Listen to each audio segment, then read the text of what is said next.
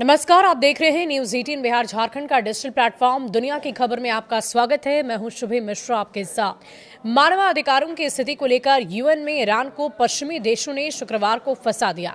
Iran के खिलाफ एक प्रस्ताव लाया गया। ईरान इस मुद्दे पर बुरी तरह फंस गया था। पश्चिमी देश और नाटो सदस्य जैसे अमेरिका, फ्रांस और दक्षिण कोरिया ईरान के खिलाफ थे।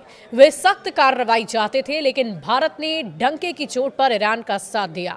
भारत ने प्रस्ताव के खिलाफ वोट किया। ईरान और भारत की दोस्ती से दुनिया वाकिफ है। मुश्किल घड़ी में अक्सर भारत अपने दोस्तों का साथ देता है और इस बार भी कुछ ऐसा ही हुआ है। पश्चिम देशों ने शुक्रवार को ईरान को यूएन में फंसाया। ऐसे में भारत ने देखा नहीं गया। भारत ने डंके की चोट पर ईरान का साथ दिया। दरअसल हुआ ये कि यूएनएचआरसी यानी कि संयुक्त राष्ट्र मानवाधिकार परिषद में ईरान की मानवाधिकार उल्लंघनों पर एक बड़ा विवाद हुआ। शुक्रवार को यूएनएचआरसी ने ईरान की निंदा की और हाल के विरोध प्रदर्शन पर क्रूर कार्रवाई की जांच के आदेश दिए। ये जांच हजारों लोगों की मौतों से जुड़ी हुई है। ईरान इस मुद्दे पर बुरी तरह से फंस गया था। पश्चिमी देश और नाटो सदस्य जैसे अमेरिका, फ्रांस और दक्षिण कोरिया ईरान के खिलाफ थे। वे सख्त कार्रवाई चाहते थे, लेकिन भारत ने डंके की चोट पर ईरान का साथ दिया। जी हां, भारत ने प्रस्ताव के खिलाफ वोट किया और इससे पश्चिम देश भौचक्के के रह गए।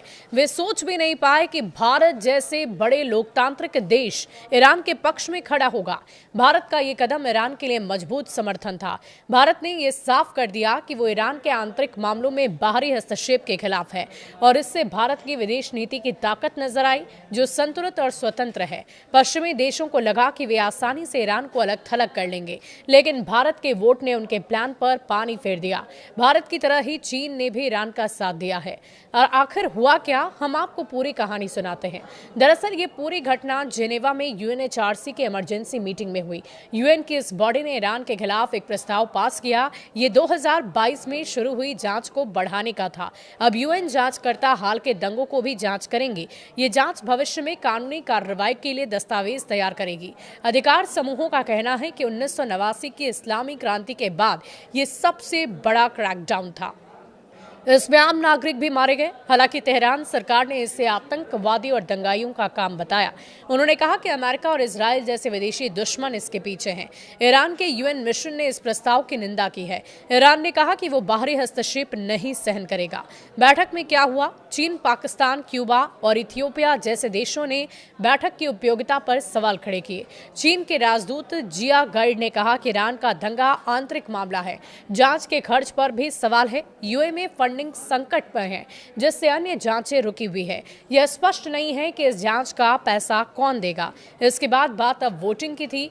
इसमें कुल 46 देशों ने वोटिंग किया। प्रस्ताव ईरान के खिलाफ था, यानी जांच बढ़ाने के पक्ष में। ईरान के खिलाफ प्रस्ताव के पक्ष में 25 वोट पड़े और विपक्ष में 7.14 देशों ने वोटिंग से दूर रहने का फैसला लिया। ईरान के खिलाफ प्रस्ताव के पक्ष में कौन कौन से देश हैं?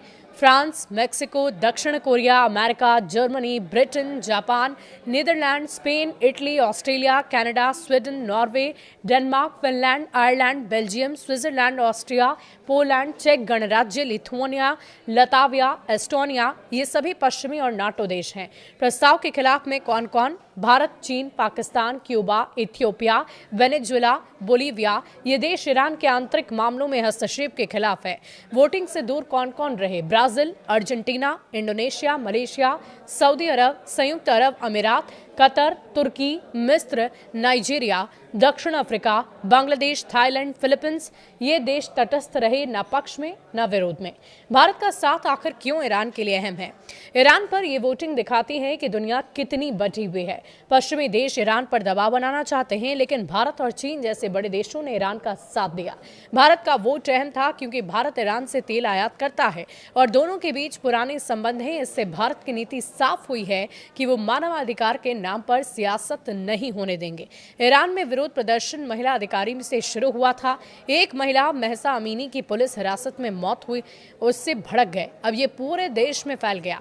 हजारों लोग गिरफ्तार हुए। महिलाएं हिजाब उतारकर विरोध कर रही है। सरकार ने इंटरनेट बंद कर दिया और बल का प्रयोग किया। अधिकार समूहों का कहना है कि मौतों की संख्या और बढ़ सकती है। बहरहाल यूएन की जांच से सच्चाई सामने आएगी, लेकिन ईरान इसे मानने से फिलहाल इनकार कर रहा है। आपका क्या कहना है इस पूरी खबर पर? कमेंट सेक्शन में लिखकर जरूर बताइएगा। शुक्रिया।